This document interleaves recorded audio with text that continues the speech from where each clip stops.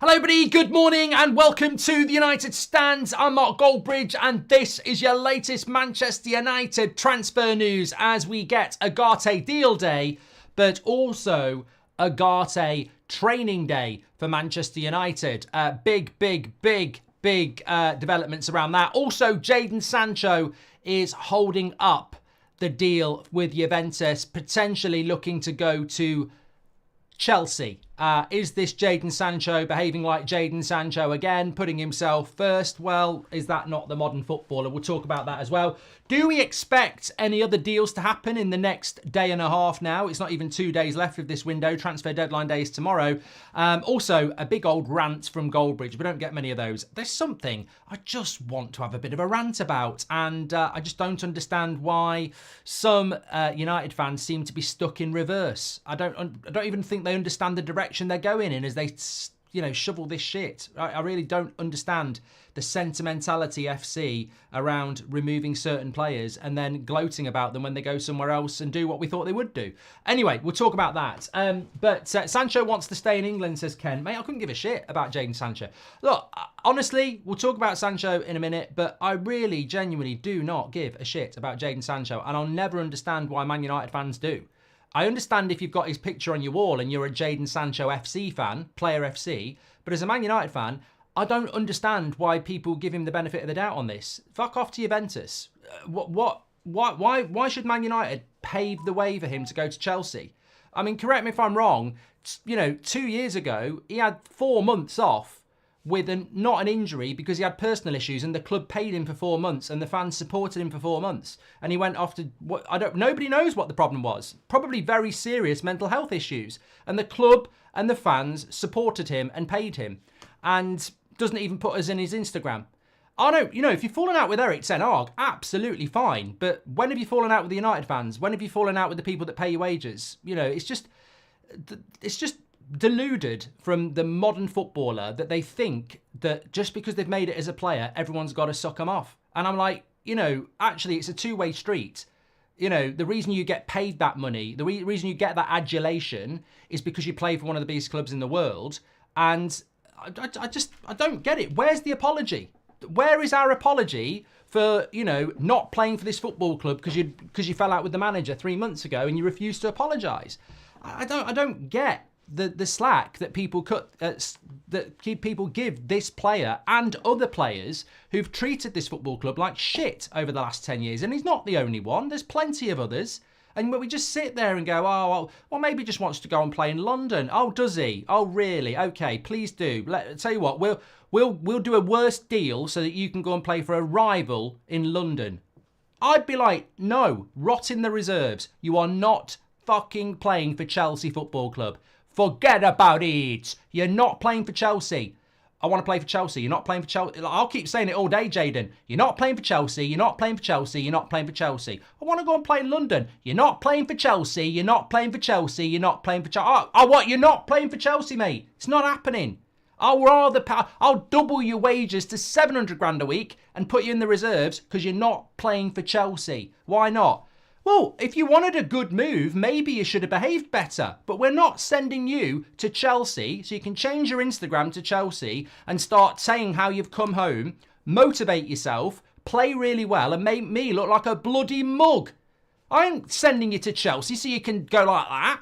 Who do you think you are, Liam Gallagher? Oh, you're back again. Oasis are back, and so's Sancho. Whoa, wandering to Chelsea. No, you're not going to Chelsea, because if you go to Chelsea to prove a point, you make us look like a bunch of idiots. You're not going to Chelsea. Oh, everybody sing, you're not going to Chelsea. You're not going to Chelsea. Watch us sell us to Chelsea. Watch us do a deal with Chelsea now. But you know what? People will say you're going over the board, and maybe I am being overboard. And this isn't even the rant. The thing I want to rant about is not this. Imagine what the rant's going to be, but I don't get it. I don't get it. I'm not even employed by Manchester United. I'm just a fan like you. But I'm passionate about the club I love. And I don't get why we would or should bend over backwards because Jadon wants to go to Chelsea. You're not going to Chelsea. You're not going to a rival in the same league as us who are competing for the same 4th place as us. Forget it. Forget it. Would we sell Bruno Fernandes to Liverpool? No. We wouldn't. Would we sell Martinez to Spurs? No, we wouldn't. Would we sell Rasmus to Arsenal? No, we wouldn't. So why should we sell Sancho to Chelsea? The only way it works is if we know he's going to be absolutely rubbish at Chelsea. Because if he's good, we are mugs. I would rather stick him in the reserves and run his contract down than sell him to Chelsea. Paul says, make him walk to Chelsea, he won't start there. Anyway, we'll come back to that. We'll come back to that. But let's have a little bit of a chat about where we are, first of all, after that amazing meltdown that I wasn't expecting to do. It's Ugarte day on a positive. It's Ugarte deal day. His medical's been completed. Now, we've had exclusive information that Ugarte will train with the first team today. We'll await, I don't even know if we'll get photos on that, but I suppose we can await confirmation of it. Certainly be training with the first team tomorrow and maybe a little light session on Saturday ahead of the game on Sunday, but the talk is he will be in training today. What I suspect will happen is, and you can only go off the message, but the message is that he will be in training today. I suspect that training may well be echoing what happened with Mazraoui and De Ligt, where today he is doing individual training to assess his fitness. You know, like they did it with Mazraoui and De Ligt. I think Mazraoui and De Ligt trained individually on the Wednesday and then with the team on the Thursday, and Mazraoui still started on the Friday night against Fulham. So yeah, he will be in training today in some way, shape or form. I'm not 100% convinced he'll be training with the first team, but you never know. That's the message. But I suspect he'll be doing all the, tests and stuff like that. But look, this isn't unusual. We've still not had the official announcement. We will get the official announcement today. I would say it'll be around 6 o'clock as a guess, or at some point this afternoon, because that deal has been done. The medical has been passed. Obviously, we've done everything with PSG as well. So, Ugarte deal day for Manchester United. And it's nice just to be able to file that away, isn't it? And what I would say to people who say, oh, it's boring when it's the official thing.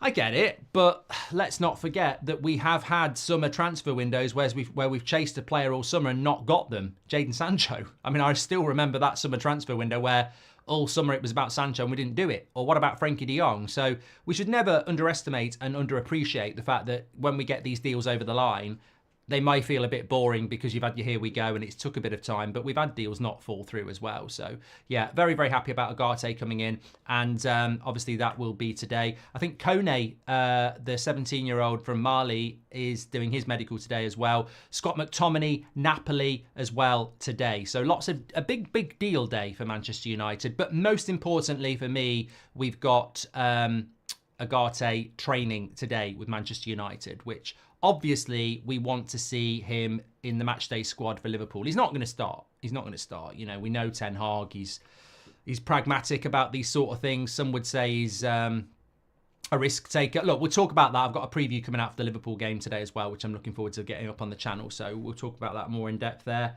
But look, yeah, Ugarte in training is good. And we want to see him in the matchday squad on Sunday, certainly. With regards to other signings, I'll talk to you about that in a moment. But, this is the second rant I wanted to have. I've got an update on Sterling as well. I'm just going to get this out here now. I know it's a news show, but, it's also therapy. I have to get this out. I've said what I've said about Sancho. And I think that Ladios says at least a second half starter for Ugarte. I've seen this a few times. Even Fabrizio was acknowledging Rio, sorry. I call him Rip because everything that comes out his mouth is a dead comment, isn't it? So I don't call him Rio anymore. I call him Rip. But the point is, Romano had said that Rip had come out with this thing about McTominay and how, everybody needs a McTominay and he's got his DNA. And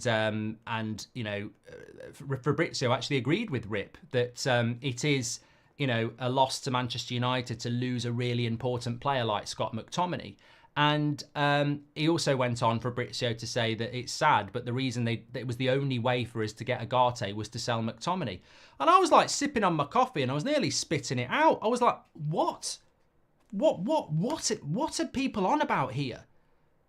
And it's all over social media as well. People, it's really sad that Scott's going, oh, it's so sad, and it's the only way we could get Ugarte. And I'm like, oh my God, this sentimentality has to stop. I saw last night people were going about Wan-Bissaka having a worldie playing at left back for West Ham. I don't know whether he played at left back, maybe he played at right back. I didn't watch them, but oh, Wan-Bissaka, look at another player that leaves United and turns into world class. And I'm like, oh my God,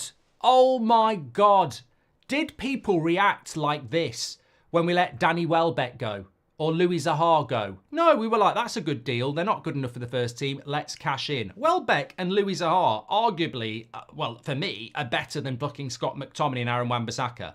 And there was no social media outpour of, oh, grief, because Zaha and Welbeck were going. It was like, decent servants for the club. Hope they go and do well elsewhere, but we need to cash in and do better because we've got Ronaldo and we've got Rooney and we've got Van Persie and people like that. Nowadays, we're crying about bloody McTominay and Wan-Bissaka leaving. Wan-Bissaka doing well for West Ham. Oh, bring him back. Bring him back. He's playing well for West Ham.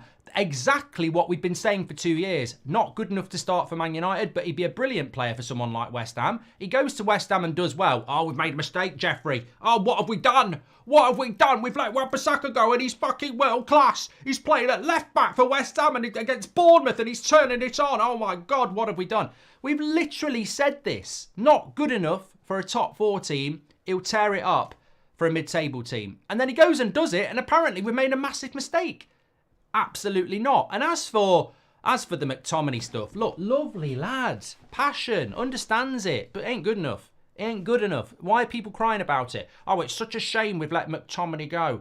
And you got Fabrizio saying, you know, it is sad, really. He's a good player, you know. It's the only way they could get the Ugarte deal done. It's like saying, oh, God, I'm so sad that I've had to get rid of my bike with a puncture to get my dream car. Oh, I'm devastated. I loved that bike that didn't work.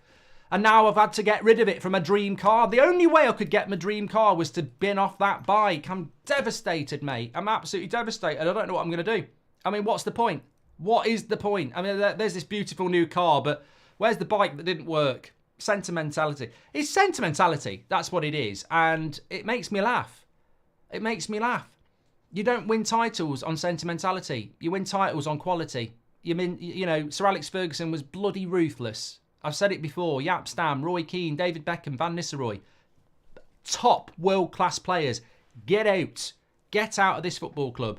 And we are crying over average players that have to go. I don't get it. I get wish them all the best. I get lovely lad. I get thanks for being at Man United. But, you know, this is beyond that. This is people who actually don't want these deals to happen or think we've made mistakes. I don't get it. I really don't get it. Anyway, hi Mark. I've been out for a few weeks since the birth of my 3rd kid. What can we expect of Ugarte? Will he be like Ander Herrera? I've got a video on Ugarte coming up. It's ready to go, Big Z, but I think he's going to be very, very good. Thomas says the PR machine for Scott worked wonders, clearly. Max says, breaking news. Successful YouTuber and podcaster makes a few quid. Goldbridge bigger than the media, says Max. So hopefully we can move on from that today. Mark, will we see Yoro and Delit pairing often, says Prejwell. Not until he's fit, mate. Mikhail Roach, welcome to the Members Club. Thank you. What if Sancho don't go through this window, says the Duke. Don't care. Don't want him to go to Chelsea. Ray Carl Brown Amori says, morning, Mark. I'm so excited that Ugarte here knew we play different push our fullbacks up and defensive cover. I see new style coming up at Manchester United, says Ray Carl Brown Amori. You're a legend, mate. Thank you very much.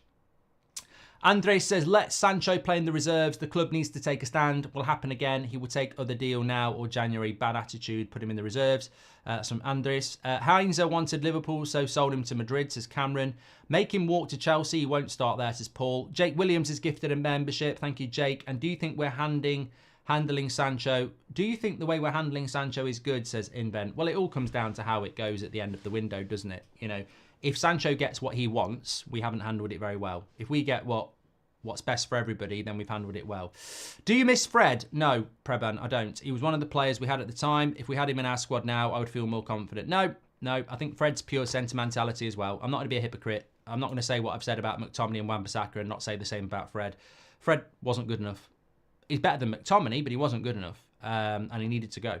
Hi, Mark. Great community. Do you think there any hope of getting rid of more players before the window? We're going to talk about that, Anders. Morning, Mark. Any chance of getting Amrabat? It's looking slim, Florian. And morning, Mark. Any chance of getting a left back on the cheap before the transfer deadline? Says Abs. Rob, welcome to the Members Club. Well, I'm going to talk about Raheem Sterling, but I suppose a few people want to know if we're going to do any other business before the window closes. What I was told this morning was that, let me get the word right. It's looking, it wasn't increasingly unlikely. Did I write it down? Sad about selling my bike. I didn't write that down. Okay, yeah. Nothing yet in relation to anything else other than Sterling and Sancho. It's going to take something extraordinary for Manchester United to do any other deals before tomorrow night. Loan deals, as we said yesterday, possible because you can do them very, very quickly. But in relation to an Amrabat from Fiorentina, it's ridiculously unlikely because you've got to negotiate with Fiorentina and they want more money than Man United want to pay. So I would sit here and say Amrabat is not happening because we're not even negotiating, and that's a permanent deal. So unless we turned it into a loan deal again, which I don't think Fiorentina will want to do because he's got 1 year left on his deal. Highly unlikely that we're going to do anything now. I think the only thing possible is probably a loan deal. On Reguilon, Spurs want a permanent deal as well. So I don't think we're going to do anything. And I personally will say what I've always said. I have a feeling that they'll do something because we haven't had an Ineos transfer deadline day before, and do they want to finish this window selling, trying to sell Sancho, or do they want to finish with a purchase or a deal coming in? And I would think they want to finish with a positive. But if it wasn't their first summer, I would quite comfortably predict we're not going to do anything else because I just don't think we've got the time anymore. I mean, I know there's been talk of Lindelof and Eriksen, but you'd have to be negotiating that today. They're not loan deals. They've got 1 year left on their contracts. They'd have to be negotiated permanently out of the football club. You're not going to do that in a day and a half. So I don't think Eriksen's going anywhere. I don't think Lindelof's going anywhere. And I don't think we're bringing anybody in unless they produce something like really surprising. So yeah, I think that's sort of where we are with that. And let's not forget, we're sort of running out of time in relation to trying to do something with Jadon Sancho, I suppose. Rinish says, do you think Rabiot's waiting for us? I mean, Rabiot's a really weird one. I mean, where is Rabiot going? I don't think he's coming to Man United, but where is he going? Mark, would we not be better off if we had a three-man midfield of Mainu, Ugarte and Casemiro, then play Bruno in the false nine and having split strikers being Xerxes and Rasmus or Garnacho, says Andil? No. Why would we change the way that we want to play under Ten Hag? I just don't think that's going to work. What you're doing there is you're creating a system that you want to play. And I get that, and some people might quite like it, but there is absolutely no hint that Ten Hag's going to play split strikers with a false nine and a midfield three like that. I think it would get very, very congested and very, very narrow very, very quickly because we haven't got full-backs who will bomb on, and we haven't even got a left-back that can do it. Gifted a membership from Iam, and Ricky's girlfriend broke up with me yesterday, while today I have a business law test to write. Your videos have been helping me keep my head up, Mark, says Ricky. Good stuff, Ricky. Playing more fish in the sea, but you've got to grieve. You never know. It could be the best thing that ever happens to you. Focus on your law exam. That's your future. Your ex-girlfriend's the past. Christian says, you are in the news about Lindelof in Finland. The whole tagline was Lindelof stays in United. Fans are furious. And then they just spoke about you. God. Why am I furious about Lindelof, Christian? I'm trying to think. Well,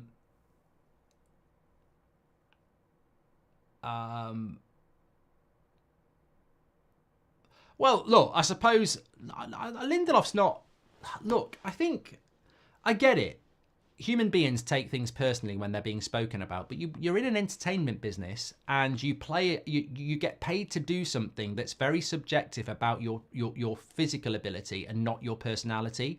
Victor Lindelof could be the biggest arsehole in the world. He could be the nicest person in the world. It doesn't matter. We're not judging his character. We're not judging his personality. We're judging his contract, age, and football ability for this football club. And I think some people can't compartmentalise that. You know, when we criticise the player or we praise the player, we're not praising the individual. Like, I've been in trouble in the past for saying, I think Mason Greenwood is a fantastic talent. And then you'll get people going, I can't believe you're praising A, and, you know, fill in the blanks. But I'm not how am I praising that? I'm praising what he does when he put a football shirt on for Manchester United. And trust me, there are legends of this football club who you don't even want to know. So, like, we are judging them as footballers. So when I say I'm angry that Victor Lindelof is staying, I'm also angry that Christian Eriksen's staying. To a certain extent, I'm angry that Casemiro and Harry Maguire are staying because they are very expensive for what we get. And we can't get them out because they're on big wages. But they've got every right to run their contracts down. It's just frustrating. It's frustrating that we've not been able to get rid of Lindelof because he will not play for us, but he will be on 120k a week. I mean, what football club pays their 5th or 6th choice centre-back 120k a week? Most of the Premier League don't pay their first choice centre-back 120k a week, and we're going to be paying our 5th or 6th choice centre-back 120k a week. We're going to be paying our 5th or 6th choice midfielder in Eriksen 150k a week. So Eriksen and Lindelof are costing us nearly £300,000 a week. That's like, what's that? £1.2 million a month. And they're nowhere near the first team and arguably might not even make the bench. So it is quite frustrating. But it's not really frustration at the player. They're just playing the game. They've got a good contract. I'll never knock a player. You know, Anthony's agent, high five. You know, he says he's been ripped off, but bloody hell, what a deal. You take a guy from Ajax who's worth £40 million on 20 grand a week. You sell him for £80 million percentage and then 200 grand a week for him. I mean, you can't. The frustration is with the prats at United who do the deals. The players who get the deals, it's frustrating and they deserve criticism if they're not good enough. But once they've got the contract, it's not personal. It's just reality, isn't it? Morning, mate. Hope you're well. This is Mikael Rach. Hope you are as well. If we're going to be sentimental about every player we remove from the squad, we aren't going to get anywhere near City. The team needs are a rebuild, and even our favourite players shouldn't be saved, says Jonas.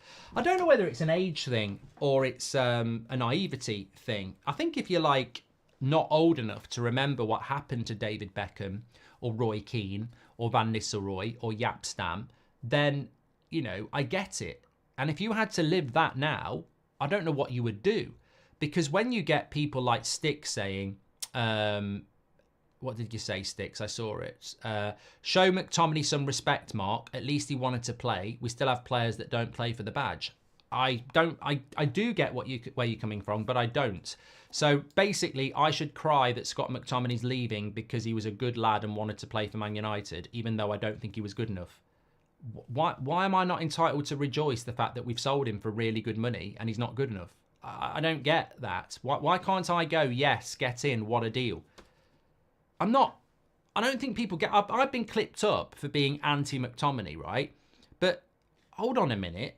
Can I give you the other side of the coin here, right? A player that I've said for years isn't good enough to play for Man United, even though he gives everything, he's not good enough to play for Man United.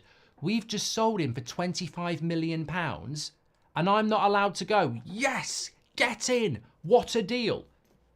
He's going to play for bloody Napoli, not Accrington Stanley. His career's not over. He's going to Napoli. What a lovely club. Italy, what a move for him. Fair play, good luck, hope it works out. Don't care if he's shit, don't care if he's good. Really hope you're good, well done. We've got £25 million for a player that I don't rate. Yabba dabba doo.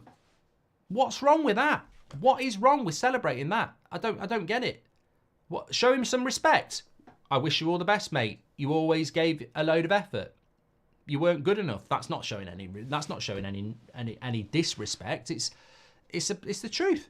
Anyway, my ex-girlfriend, we've done that. But look, going back to what I was saying there, just quickly, before we talk about Sterling, we're all entitled to an opinion. I just find it incredible that people are talking about Wan-Bissaka like it was a mistake because he's playing well for West Ham. But we always said he'd do well for someone like West Ham. People crying about McTominay leaving because he's a good lad. I don't get it. I don't get it. And I don't know what you would do if you had a player like Jaap Stam, who was world class, and we just bin him off because he wrote a book about where he sort of dissed the Nevilles. Off you go. Imagine that now. Ten Hag's just sold Martinez because he said something bad about Dalot. What? Or Van Nistelrooy, right? You know, you sell your world-class striker because he had a go at Garnacho. What? Or Roy Keane gets booted out the club because he misses a game and says that the midfielders that are coming through aren't good enough. What?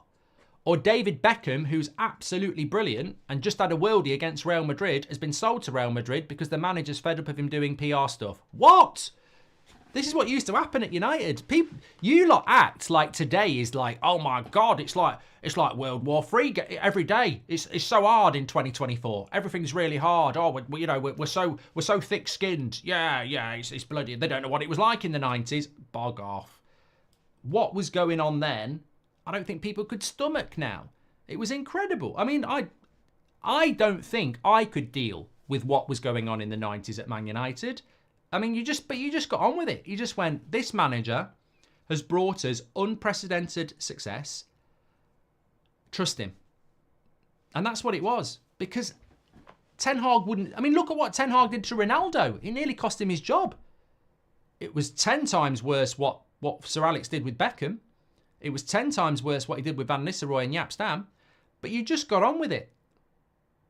And trust me, they weren't being sold to West Ham and you'd go, oh, maybe that was a mistake. They were going to fucking Real Madrid. Van Nistelrooy and Beckham went to Real Madrid because Sir Alex had had enough of them. It was a different world. And I suppose for some of us, that's why we get perceived as being too harsh. It's not too harsh. It's the school of Sir Alex. That's what many of us grew up on. And I understand the younger generation not getting it, but the older generation moaning about it. What were you doing then when that was happening? Because I don't think you were watching Man United, or you've had a bloody memory loss, because it happened and you know it fucking happened. Much the same as you know in the early noughties at Old Trafford, Ryan Giggs would very, very regularly get jeered by the Old Trafford crowd for running into another bloody dead end. Brilliant player, but could be quite frustrating to watch when you watched him. And everybody knows that was watching United back then, but they pretend like it was a different world. Benoit says, hi Mark, excellent content, happy with the squad boost, totally. Sancho to rivals, etc. I think Rashford's a problem, benching him may book him up, says Benoit. Kyle says, Chukwuemeka and Sterling for Sancho, so we get a young talent who is a midfielder and we get another winger and maybe Rabiot, but Mark, we need more lefties, says Kyle. What is our net spend this window, Mark? Hopefully we sold more players this time than any other left back, says Jude. I want to talk about Sterling, but I want to talk about that. That's a very good point by Jude. Rabiot can be signed after Friday as well, says Casper. I think he can as a free agent as well. Thank you very much. Jonas. Okay, we've done that one from Jonas. Brian says, it's certainly looking positive so far this summer, despite the Brighton result. We should have signed a left back. Hope we don't live to regret that. Would love us to sign Calvert-Lewin. He's an aerial monster, says the Phantom Master. Okay, I think you might be in the minority. United fans cried about McTominay leaving while Newcastle sold Elliot Anderson without batting an eye. The sentimentality makes us look weak, says McElvis. Fans so desperate for success, we accept nonsense, says Keel. And Patrick Lynch says, players find their level. United don't ruin players. Players can't reach the level required. I don't know if anyone can genuinely say they could see us winning a Premier League with some of the players we are trying to sell. Well, they seem to want to think that, but it's a nonsense, isn't it? But there we go. I want to talk about Sterling, but I just want to go back to a point there that's a really important point. Manchester United, this summer transfer window, have made more money from sales than our entire Premier League history. Now, listen to this back, because there's a bit more clarity on that. What I mean is, we've made more money this summer from sales than we have in any other transfer window in Premier League history. So therefore, we've never made this much money from sales before in one summer transfer window. I think we're around £100 million in sales. And that is something to be positive about. But it's also, you know what? It's also something to be really critical about. Park Ineos and say well done for a moment. But what Ineos have done, and we said that Qatar would do it, and we've seen Ineos do it as well. These are open goals.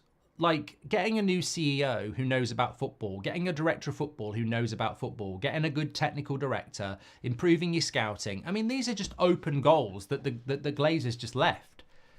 £100 million in sales is not a party. It's incredible that it's taken us 24 years to sell £100 million worth of players. Incredible. And it's such an open goal for Ineos to do in their first summer. And we've not actually sold that well. We've done okay, but we've not actually sold that well. We could have done a hell of a lot better.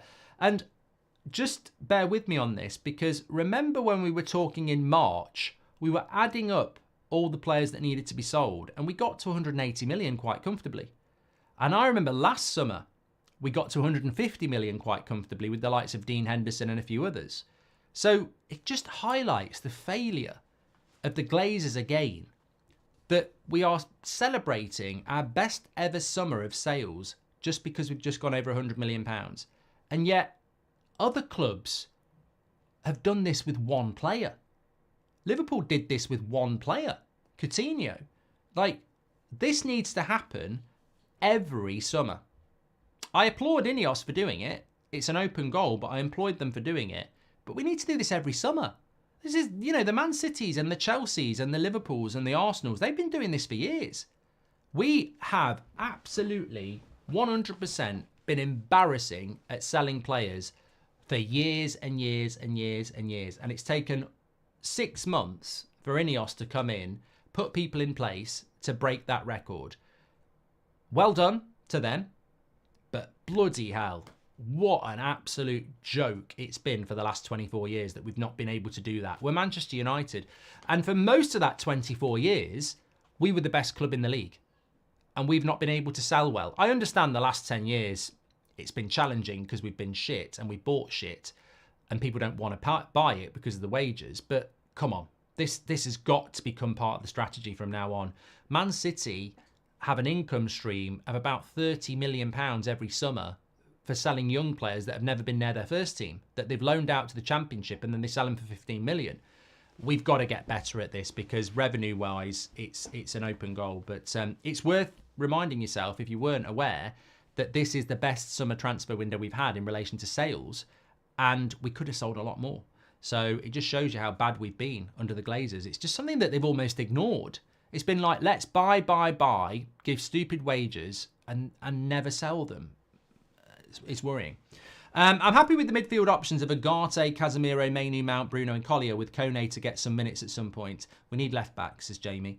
Mark, rate this window if we just get Ugarte and Sale, says Dan. Well, I'll do that tomorrow.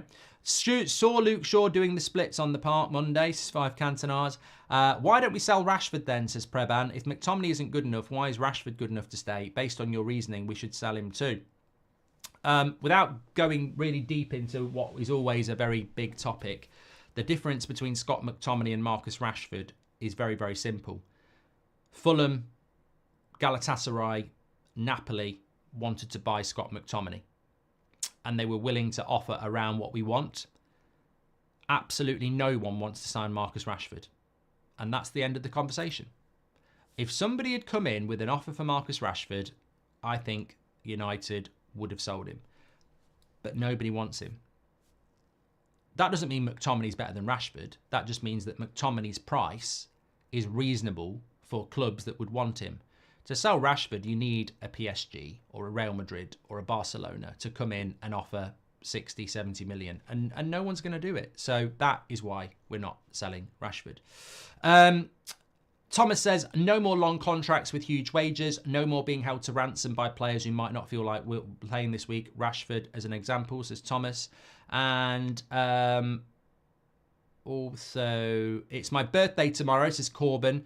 Hoping United can make the day by selling Sancho. Congratulations on the book. Thank you, Corbin. Hopefully you'll get in the book for your birthday. But happy birthday for tomorrow, but hopefully you will we will remember that for tomorrow as well. Let me talk to you about Raheem Sterling. So with regards to Raheem Sterling, this story is a bit like a floater that won't flush. He is very much still being mentioned around Manchester United. I don't know. I suppose there's three areas with Sterling here. I mean, there is a god-awful story out this morning that Raheem Sterling has been told by Man United that he can only come to United if he halves his wages to under 200k a week and is happy to sit on the bench, to which he has apparently said yes. I mean, it's just, I don't know. As I say, it's not coming in from Ornstein and it's not coming in from Romano, so I don't believe it anyway. But I think that there's three possibilities with Raheem Sterling. One, and this is the one I want, it's all complete nonsense and we're just being used to generate interest in a player that we don't want. Two, it is genuine and it's because Sancho is determined to go to Chelsea and therefore United are going, well, if it's the only way to get rid of him, let's do a swap deal with Sterling, which I think is a mistake because it could backfire badly, sending Sancho to Chelsea and we take Sterling because I think Chelsea get the better deal. And option three is Sancho's going to Juventus, but we still want Sterling. And I think those are the three things. It's bollocks, it's a swap deal, or we're going to buy him anyway. That's what I think is the three options. But I think the only one that's viable for Sterling to come to the club is a straight swap with Jadon Sancho. Financially, United, I don't see how we can go to Juventus and then we buy Sterling. Because you're telling me that a player that Chelsea value at around £40 million is then going to have no signing on fee, happy to sit on our bench and earn half his wage, which he's entitled to from Chelsea. I mean, Chelsea owe him tens of millions of pounds in wages because of his contract. Where are Man United getting this money from for Raheem Sterling? That a winger is a complete and utter bonus. You know, it's not a necessity. So where are we finding the fee for Sancho for Sterling? Where are we finding the signing on fee? Where are we finding the wages? And nobody wants to talk about that. And yet we've been talking about this all summer. It's like Ivan Toney. We're not signing Ivan Toney. We don't have the money. You got Fabrizio Romano saying that Man United have had to wait until the end of the transfer window to sign a priority player in Ugarte, and the only way they've been able to do it is by selling Scott McTominay. So we didn't have the money to buy Ugarte until we sold McTominay, and yet apparently we've got the money now to sign Toney or Sterling. We haven't got the money for this. We haven't got money for the left back. So the Sterling story for me it seems to me like maybe there's not a lot going on in the window. Maybe journalists are a bit bored because there's plenty of better stories than this Sterling one, which all it seems to be is one journalist to another journalist going, oh, Sterling to Man United could happen. You read it and you go, not one of them are talking about how this financially plays out for Man United. We don't have any money to buy Sterling, so how the hell are we getting article after article about it? It doesn't make any sense to me. And I think that at the end of the day, whether you want him or not, and there's massive risks around it, it only happens if we swap him for Sancho. And if we swap him for Sancho, you know what? I look at the way Ineos have behaved this summer, and I cannot see Sir Jim Radcliffe wanting to do this. I mean, I know he wanted to buy I know he had a box and a season ticket at Chelsea, but no, I'm joking. I don't see why Sir Jim Radcliffe would want to do this. Chelsea and Man United cannot have relationships. We're rivals. And you can't swap a 29-year-old for a 24-year-old and not see that could really blow up in your face badly and make you look a complete and utter incompetent prat. And the one thing Ineos do not want to do is look anything like the Glazers. They may be working with the Glazers and they may be holding hands with the Glazers, But it's very important to Ineos that they don't make the mistakes of the Glazers and they don't associate themselves with poor decision making. And when you look at how they've avoided potential bad PR, look, another owner could have walked in and said Mason Greenwood staying at this football club, he's a good footballer. But Ineos were like, no, we're not having this. The best business decision is to let Greenwood go, and they did it. And with Sancho, they've obviously come in and they could have tried to keep him and, you know, undermine Ten Hag, etc. And they haven't. They've tried to get rid of him. And I think that I'd be stunned if they exposed themselves by sending Sancho to Chelsea, where if he does well there for a rival and we finish below Chelsea, we look really amateur. And I don't think Ineos want to do that. So the more and more this Sterling story goes on, the more and more I just feel like United aren't commenting because they don't need to comment. You know, let people talk, basically, at the end of the day. Shaw needs to leave this club. He's rarely available and Delo is always covering for him. We need to start a left back for me. Another Shaw, Casemiro, Harry, got to go, says Dex.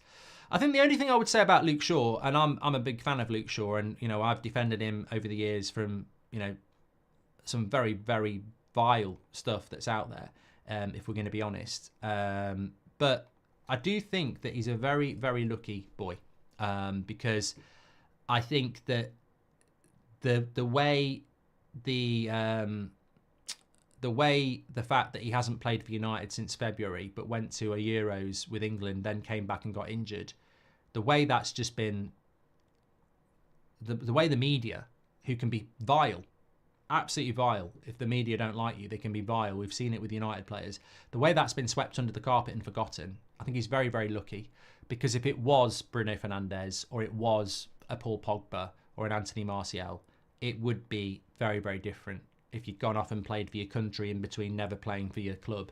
And I think Luke Shaw's very lucky that that's just not been mentioned at all. And it's a, you know, and hopefully he can come back and play well, because I think he's a good player. But there's got to be question marks around Luke Shaw now.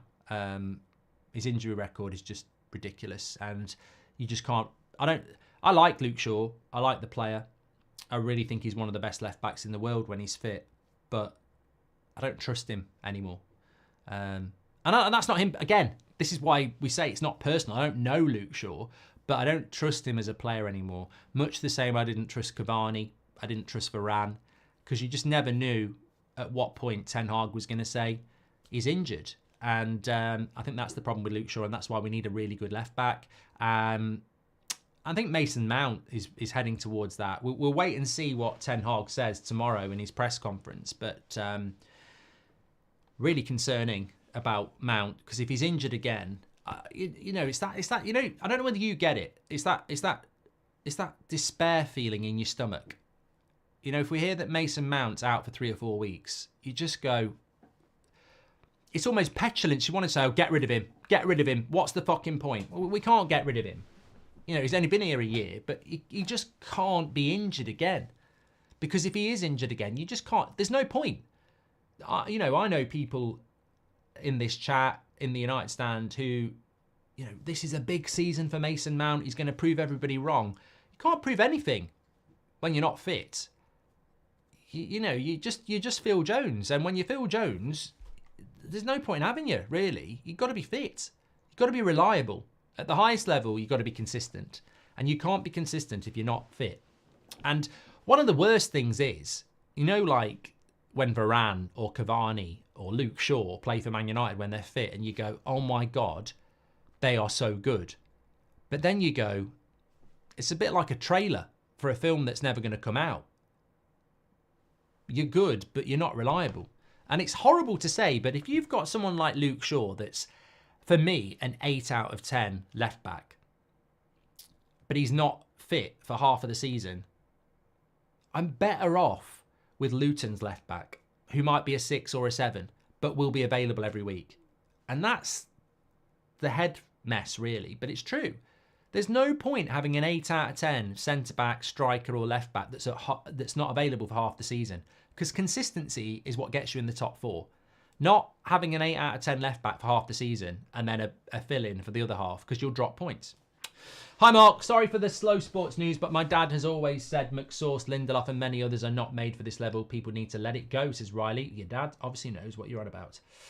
Your best ability is your availability, says I Love Gambling.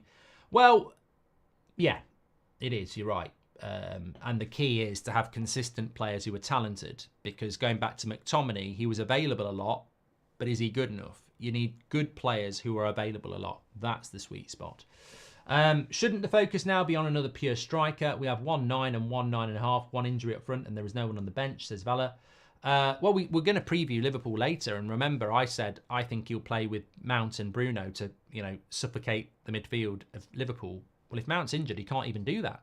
So, look, I don't want us to play with a false nine, but I think it was logical that Ten Hag would do it against Liverpool to suffocate Liverpool's midfield.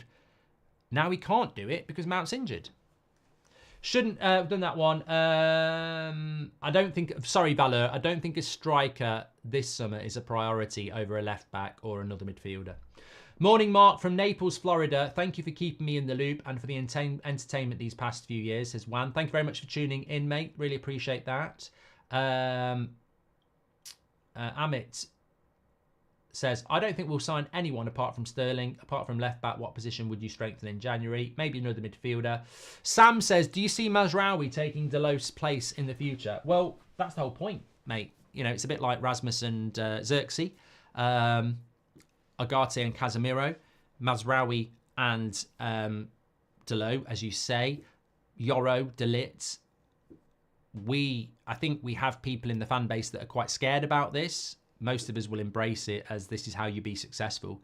You don't necessarily know who your starting right back is. You don't necessarily know who your starting striker is. You have competition for places. So hopefully Mazraoui and Delos are competing for right back. But the reality is Delos is going to be playing left back for a long time. So they won't be competing for right back at all.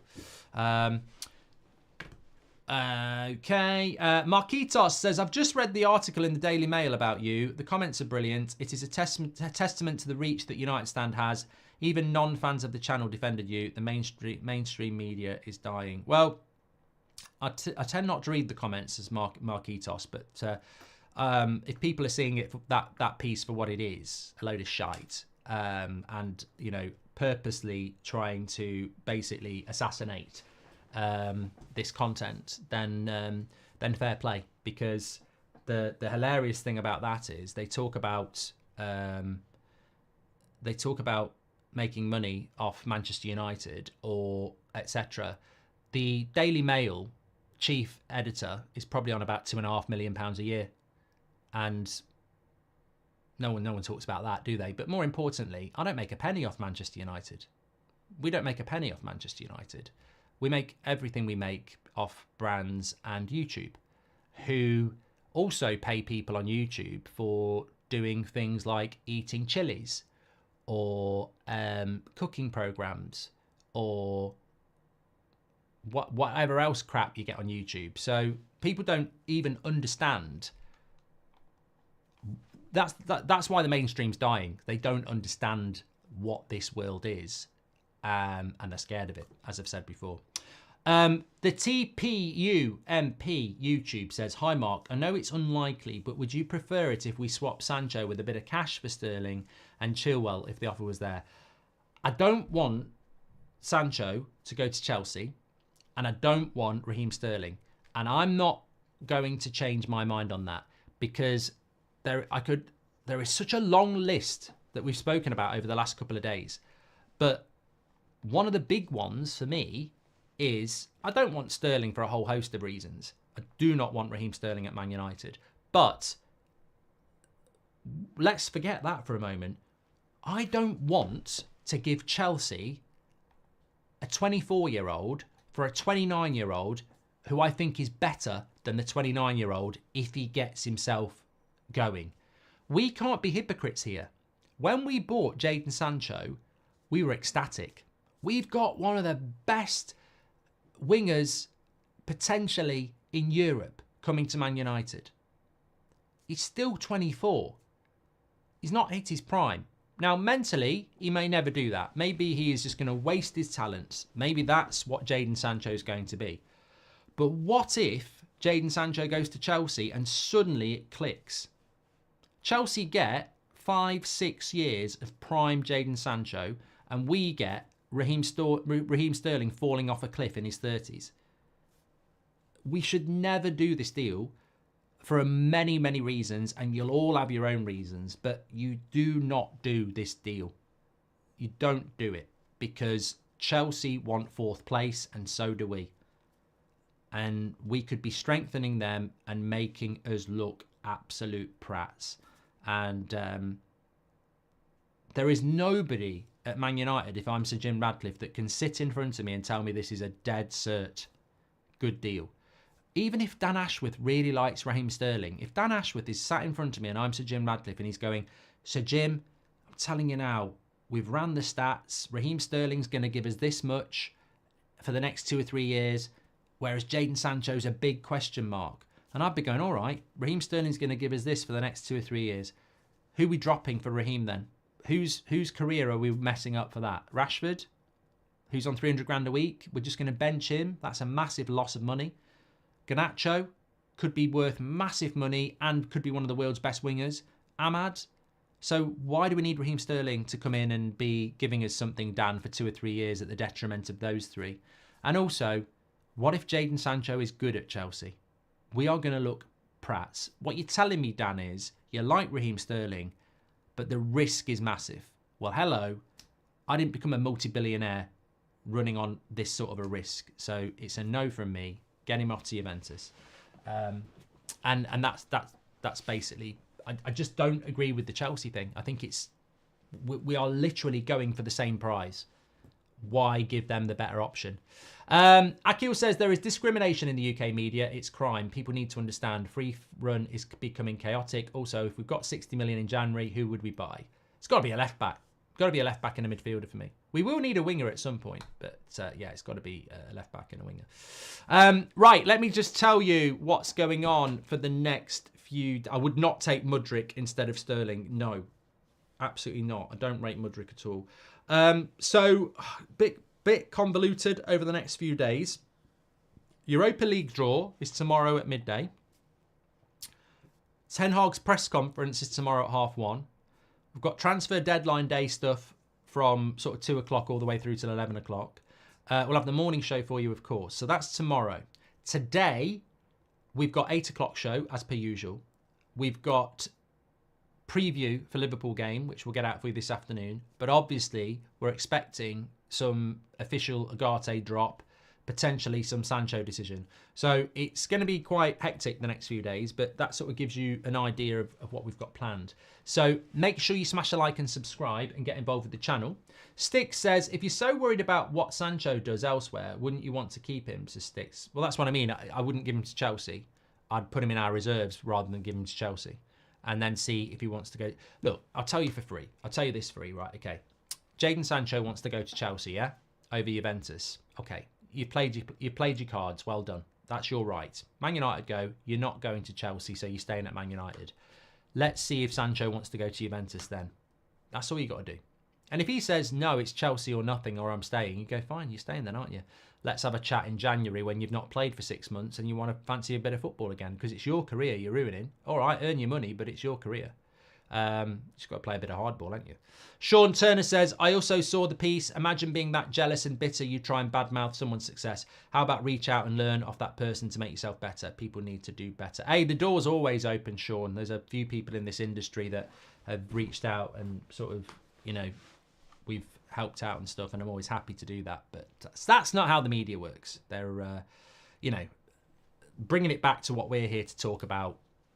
My big issue with the media is they're vile, and there's very, very few good ones out there. There are some good ones, but a lot of them aren't. And I just think, look at what we've experienced over the years with David De Gea, Bruno Fernandes, Anthony Martial, Paul Pogba. The amount of foreign players at Manchester United who get treated completely differently, and the bias towards homegrown players or British players who have done worse or played worse and get protected. We live in a biased media in the UK, and it's a resentful media, and it's a jealous media. And if somebody comes through Like, if I was Cole Palmer, I'd have people around me ready for the next stage. Because for the next year or so, they'll love you. Cold Palmer. They'll love it. And then they'll start looking. They'll start looking for, was he out in a club in Chelsea?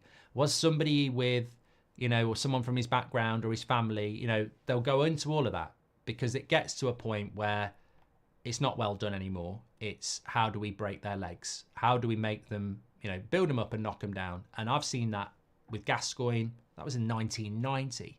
You know, we've seen it with Beckham. This is what we do, because what ultimately the media in the UK do not like, and I think it's very different in America, is they don't like success.